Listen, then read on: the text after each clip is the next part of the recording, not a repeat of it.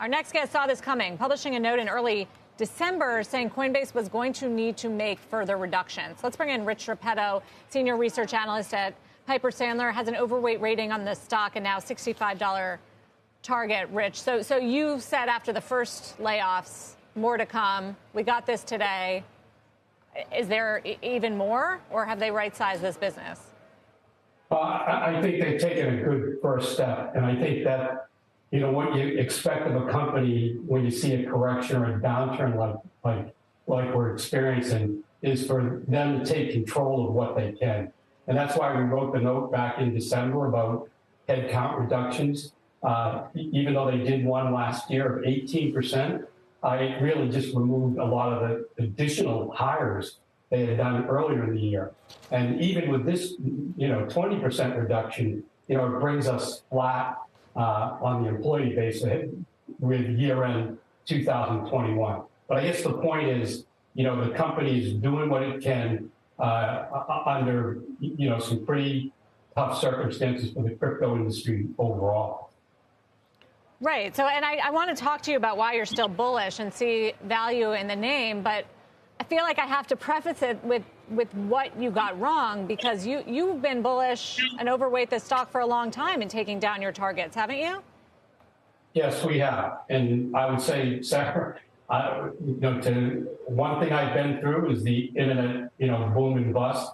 And it's just been, a lot of similarities of what we've seen. You've seen a big run up in stocks, and then you saw a correction.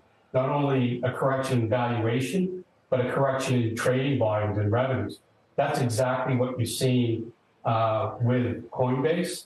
And then I'd say the second part of that is that the technology proved, successful over the longer term.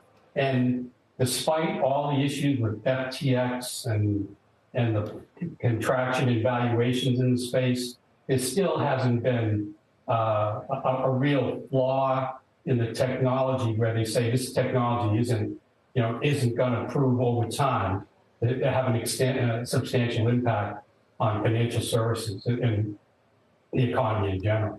Sure, but there's been a major correction in sentiment and belief in the system, right, after FTX. And I know that Bitcoin is still, 16 or 17,000, but don't you have to have a view that it will not go to zero if you're going to own shares of Coinbase?